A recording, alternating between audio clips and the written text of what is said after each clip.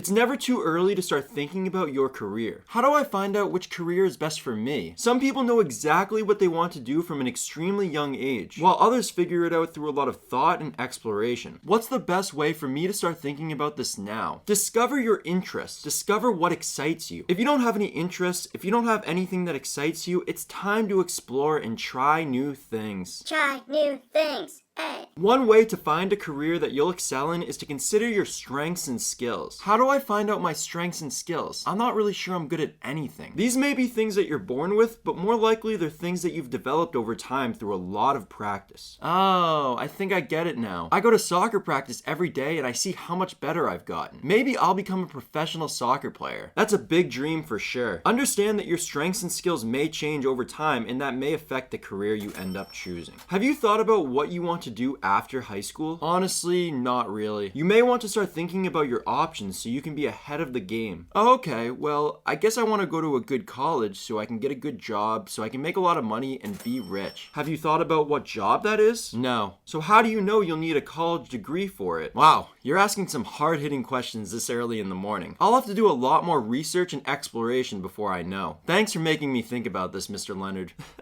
No problem. I want to help you find your dream job. What is a dream job? Everyone has a different definition, but I'd say it's work that brings you fulfillment, joy, and a good amount of money. Good amount of money can't hurt, right? So what can I do to find my dream job? The earlier in life you start thinking about it, the more likely you'll find it. You want to discover what you're interested in, what excites you, and what your strengths and skills are. Your dream job may be at the intersection of all of these. But how do you know? Sadly, some people go throughout their entire lives without ever finding their ideal career, their dream job. Why does that happen? There are definitely a lot of factors, but one is that we usually don't start career exploration until at least high school, maybe even college. Interesting. So students may go throughout their entire lives and work many jobs and not even have an idea of what their dream job is because they didn't explore enough when they were younger. But what if they know what their dream job is? It's definitely easier if they know, but they still need to have the skills and/or education required for their dream job, and it's not always easy to get these. They usually require having a lot of money, time, and practice to gain them. Emotional intelligence is an extremely valuable skill no matter what career you choose. What is emotional intelligence? Emotional intelligence is the ability to understand and manage emotions. Not only is it an extremely valuable skill to have for your career, it's also an extremely valuable skill to have for your personal life. Wow, I guess I've got a lot of work to do. Having a high IQ will not guarantee career success. Why is that? If you have a high IQ but a low EQ, Emotional intelligence. you may find it difficult to cooperate with others and work in teams. Teamwork is a skill that you'll need in literally any job you work. Oh, okay. I will definitely get to work on that because I want to be successful. Having a high EQ may be more important for career success than a high IQ. Are you sure about that? No matter how smart you are, if you're unable to understand and manage emotions, you'll be at a disadvantage in anything you do, especially your career. I'm glad to hear that since I don't have a high IQ. I'm going to work on building emotional intelligence so I can succeed in my career. Good communication skills are valuable no matter what career you choose. But what if you work a job where you don't have to talk to anyone? Can you give me an example? I can't think of any jobs where you don't talk to anyone. What about accountants? Don't they just sit in their cubicles all day and type on spreadsheets? No, even a job as an accountant requires you to either work in teams or meet with clients. Having good communication skills will definitely make you a better accountant and give you an advantage in your career. What career should I choose? Well, what are your interests? I don't have any. Do you have any hobbies? No. Well, since you're only in high school, you still have time to figure it out. You may want to start trying new things to discover what interests and excites you. It may take a lot of trial and error to find your ideal career. Okay, thanks, Mr. Leonard.